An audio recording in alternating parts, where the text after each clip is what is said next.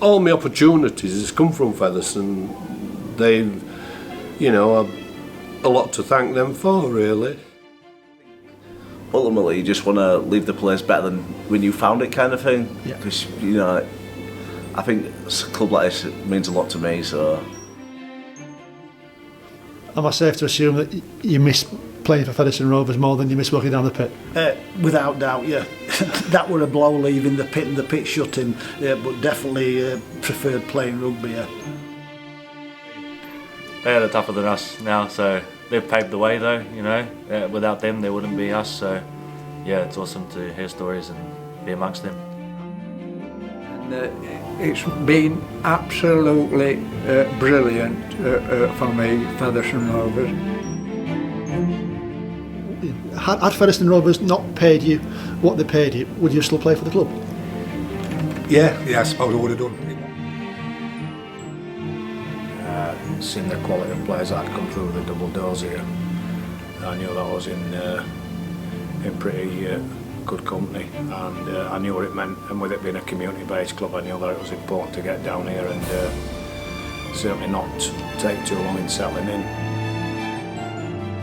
I mean, we still have players nowadays that work and then come and train, but I always think to them players they must have it hard. But yeah, to be down the pit all day and come, do you know what I mean, covered in muck and, you know what I mean, not had much sleep and then expected to go train in hell for leather, especially in them days when it was probably, I mean, the pitches wouldn't have been as good, the training would have been probably a bit more intense in terms of what they did. So yeah, I think it would definitely be tough, but they were a tough breed.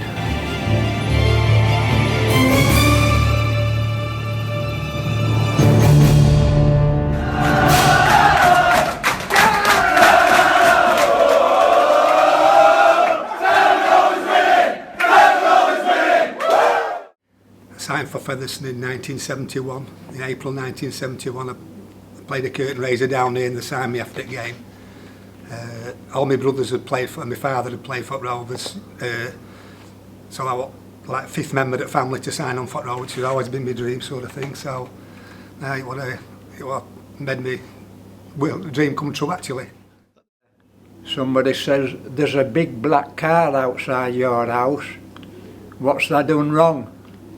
I says, no.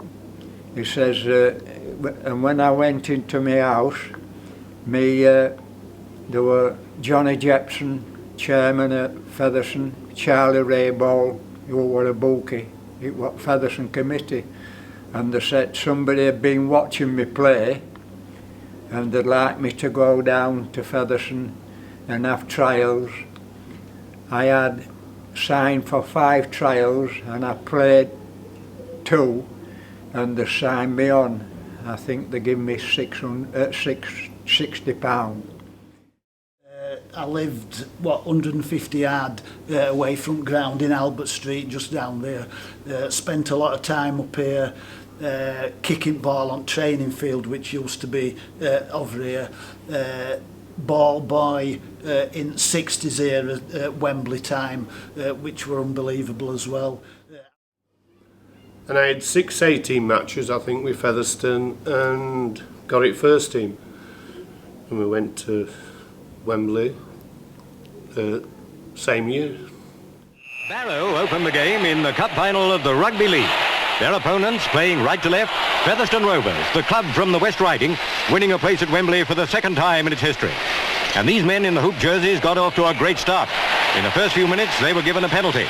Tom Smales put the Rovers 2 points up.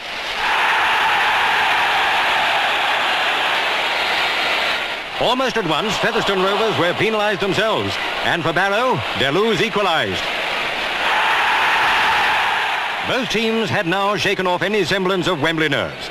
The game promised to be a final to remember. Barrow increased the pressure, as became a club with a good Wembley tradition. They were rewarded when a good pass found Tom Brophy. No one could stop him. A try for Barrow. To be 5 points behind was just the spur the Yorkshireman needed. Second row forward Arnold Morgan scored a try for Rovers. Tom Smales kicked the goal, and at half-time it was Featherstone 9, Barrow 7. The Northern invaders of Wembley were enjoying themselves, players and spectators. Featherstone continued to show the form that took them into the final.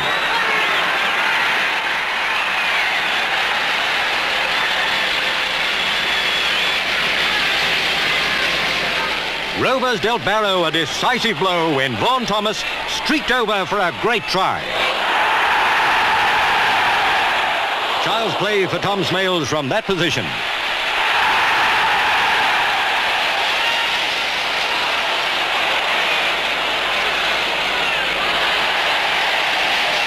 Match winner Tom Smales scored a try himself. 10 points in arrears. Barrow almost got back into the game when Mike Watson scored a try. Eddie Tees converted, but there was no time for more. Featherstone Rovers were the winners, 17 points to 12.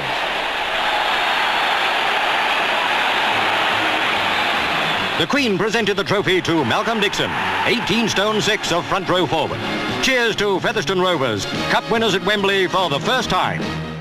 I played with Featherstone for 12 and a half years. I played at Wembley. We got £100 for winning.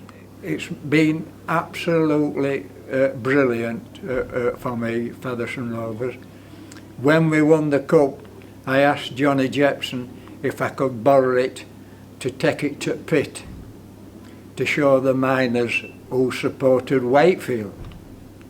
Because we bet Wakefield in one at rounds, you know. And he said yes. So me and my brother, we hadn't cars, we got bikes. We put the cup in a sack and we took it, and the miners were getting ready to go down the pit, and when I walking round, they couldn't believe it. The pit were amazing. They allowed us to do things that no other company would have ever allowed us to do. Coming over on an evening to train when we were on afternoons, and then going back to then get showered over there and then go home, sort of thing. So you know, the two were interwoven very much. I was an apprentice at Kellingley Club. Kellingley. In my younger days, and we start at 6 o'clock on the morning, and then in the afternoon I used to go work for a farmer because we didn't have much brass. And then Tuesdays and Thursdays we used to, you know, go training at Rovers, like, you know. Yeah. Basically everything ended up for the better, you know. Was it hard sometimes, you know, coming to training straight from the pit, or was it hard, you know, playing rugby knackered from having a full-time job underground? Not really, because I was a young lad, you know, 16, 17-year-old, and just full of energy, wasn't I? You know, I mean, I think that was one of my things. I love training. Got into that, and it was just natural to me. I just must admit that, you know. I worked at Nostell Pit. I married a girl who lived in Post Office Road behind Sticks, Biddle Walker, and we got married at a church in Featherstone. And then somebody said, would you like to have a pub in Featherstone Railway? I says, well, we can put in for it. And there was 50 put in for it, and we got it. Later years I used to work contracting on power stations, so I worked during winter. I used to get laid off, during summer. I used to get laid off during winter, so I used to do a couple of months where I was out of work, and I just used to be playing rugby, but it didn't pay the way. Like, I used to have to get a job sometime. Like, my day didn't revolve around the money. It wasn't enough to live on anyway, but it was nice. Don't get me wrong, it was nice, and it was. But there were notoriously bad payers at Rovers anyway in them days. We were the top side, but we didn't get the bonus and such what other teams got. Nice if you had a cup run, you used to get bonuses on the cup run, so that's the only time we used to make extra money. I mean, we won title in 77. I don't think we made that much money out of winning title in 77, sort of thing. But that was a massive achievement in itself, like. You know, we could have had a team of our own at Acton Hall, albeit Ackworth End or Featherstone End, and I bet we could have had two teams who would have competed in the Rugby League arena, and it was just amazing, different world to what it is now. Obviously, we used to work Saturday mornings as well. A lot of matches were Saturday then, but if you wanted first team, you were in A team, and they were Saturday afternoon. So to make ends meet, even though we were getting rugby money, we were doing us 5 shifts, plus a Saturday, but plus a Sunday as well, Sunday morning. And you know, it was very hard, difficult, really was. You know, you've only so much energy. I think about this now, and you've only so much energy in your body, and the amount of time we used to spend. If we weren't playing rugby, we were at PID, you know what I mean? When I was a junior, I was playing both Union League and soccer between the ages of 14, 15 and 16. I came down here, had trials as a colt. I then went to Wakefield. I then got back involved in Union. They said I was too small. So obviously that dented my confidence a little bit. I then had the good fortune of having the centre manager, Tony Taylor, was ex-Marines. He says, look, he says, we all take knockbacks in life. He says, you can do one of two things. You can either accept what they're saying and look for another profession, or you can do something about it. And I says, well, I'm prepared to do something about it. And he says, I'm prepared to take you on a weight training regime for the best part of 12 months and we'll get some muscle put on you, because I was very, very lean and scrawny little kid who could run a bit. And that's exactly what happened. Within the space of 12 months I put 7 kgs on, then got another opportunity, and like I say, I got the opportunity at York. I'm now at Featherstone, and the head coach at Featherstone, James Ford, it was his father Chris who invited me across to play for the second team. They were short of players. Went across, played Huddersfield,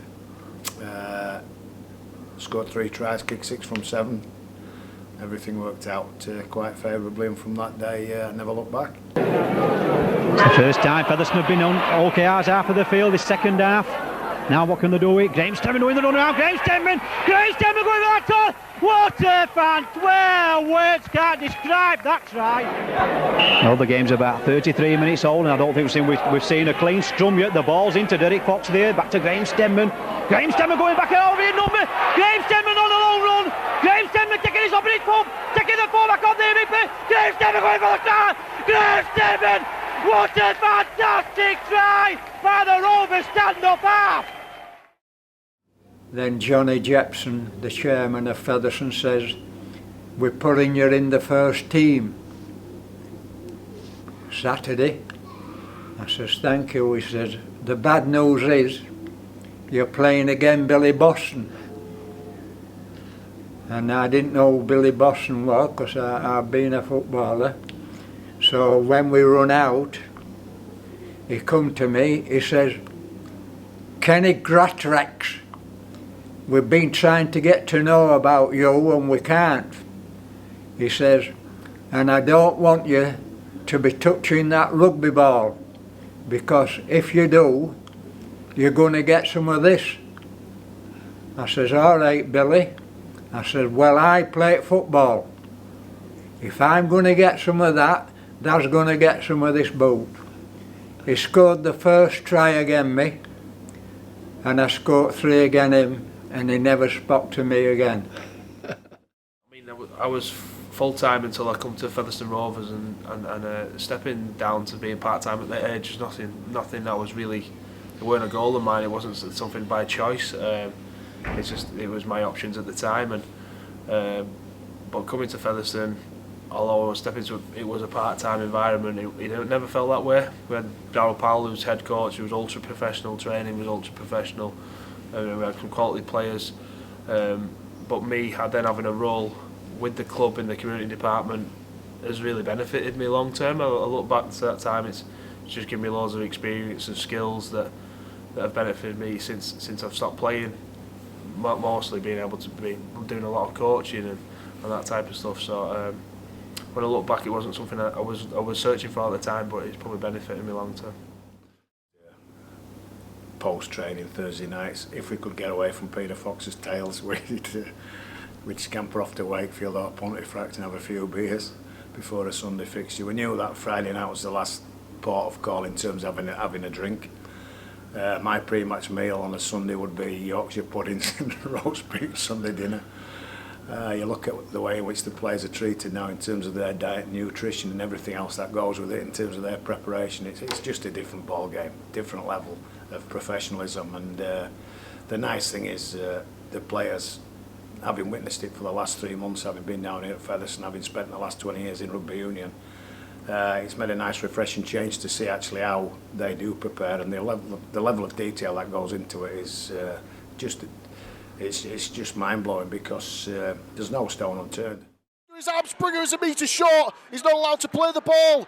There needs to be a quick play of the ball. He's not given one. Akins dummies himself. Akins is going to straight up and score. Caleb Akins has snatched it at the death for Featherstone Rovers. You can look around the walls in the room just behind us, and there's past players everywhere, things like that, and it gives you a good sense of pride from the club and the history of the club. I've just been in there talking with a few of the past players. Some of the ages are up to 80 something now, and they're just cool to hear stories about the club, and they had it a bit tougher than us, working jobs in the mines and things like that, and then coming to play. It's awesome to hear about them, and they're always so proud of Featherstone. So yeah, big history behind it. Then two, looking for an offload again. He gets it away. Bussey picks it up wearing 16. What a step! What a step! And he's going to get a try on Featherstone Rovers appearance number 100. A try to savour for Jack Bussey. Jones, Riley Dean, Lacan, Bussey! Boy, did Rovers need that! Yeah, I'm a firefighter as well as rugby player. I joined 3 years ago and I'm loving it so far. Well, doing the role I do at the fire service, I'm on call so I can work it around the rugby. So that makes it easier for me, but coming towards the back end of my career, I'll transition to whole-time firefighting. Some of the old players that come, they still come and watch our game, and they've been in, and we've had them in team meetings with us at the first team, just for any new players that come in, so they appreciate what's gone before us really, and the success that they've had, and the great players and the great teams, and how proud they should be to be a part of that and add to it. So yeah, I think that's something that we do a lot of Featherstone, and we try to make even more important going forward. When you go to the pub or when you go to the supermarket, people will still recognise you as Jimmy Thompson, the former Featherstone Bradford Great Britain player. What's that like? Well, they used to do, but I'm getting old now. No, it's smashing, isn't it? It's nice that and Fed folk are, the salt of the earth for me, I always look at it as though we're only custodians of the shirt, so we only have the shirt for our generation or your career. So obviously the legends that have gone before us, I know the game. I think the game is totally different from when they played, but it doesn't matter. They've still put the body on line, and likewise we do every week now. And yeah, I think ultimately you just want to leave the place better than when you found it, kind of thing. Because I think a club like this means a lot to me, so yeah, I think I just want to leave it a better place than I found it. Role models are important in the club, not only for the players but for the fans, the young kids coming through. They aspire to be like you, they aspire to be like their heroes, so it's always best to put your best foot forward and show them how to act, not only on the field but off the field. What does Featherstone Rovers mean to you? Everything.